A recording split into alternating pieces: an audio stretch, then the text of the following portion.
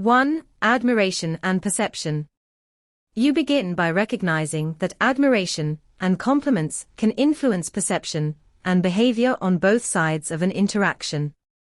However, you caution that too much praise or well-meaning but intrusive actions can sometimes feel demeaning or patronizing. The fine line between thoughtful support and overstepping is a critical insight. Perception determines how people relate to one another, and every individual perceives things differently. This variability creates complexities in building and maintaining relationships, especially when disabilities are involved. You encourage people to develop a self-reflective awareness that allows for non-reactive observation, a practice akin to meditation, when dealing with perceptions. 2. Disability and values. You address the issue of societal values and how disability fits into that framework. Many people, as you observe, view disability with fear or disdain, some even saying they'd rather die than become disabled.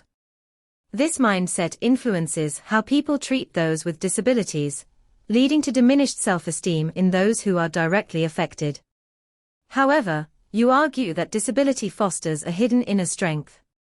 The daily challenges that people with disabilities face, both physical and mental, are a testament to their resilience. You emphasize that these experiences, while often ignored, contribute to a deeper determination to simply get through the day. 3. Language and disability. Your critique of the term disability is particularly poignant. You see the language used around disability as loaded with negative connotations, reinforcing society's misunderstanding of what it means to live with a disability. By emphasizing the need for better education about language from an early age, you advocate for a shift in societal thinking. The power of words is undeniable, and how we speak about disability can either reinforce harmful stereotypes or promote greater understanding and inclusion. 4. Learning through experience.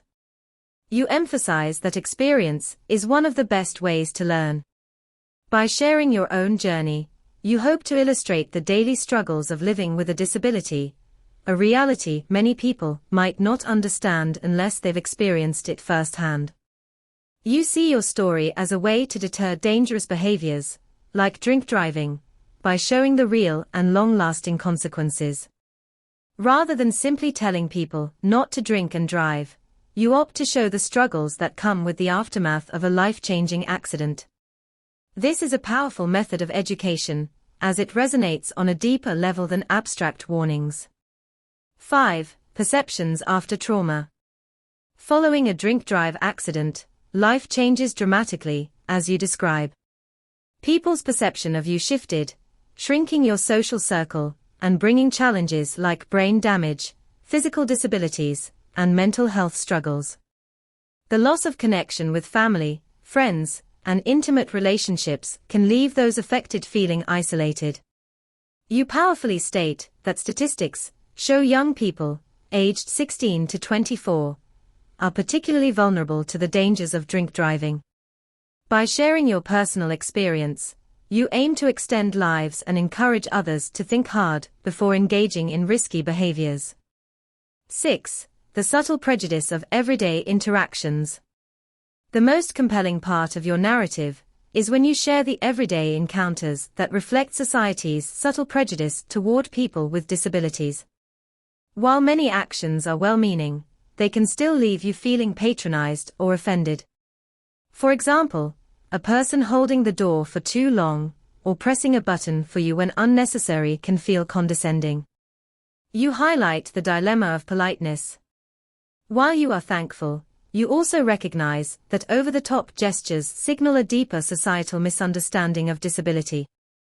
These daily interactions subtly shape your perception of yourself, as your subconscious hears the repeated thank yous and internalizes them as a reflection of your limitations, even if they aren't real. 7. Science and environmental impact on genes.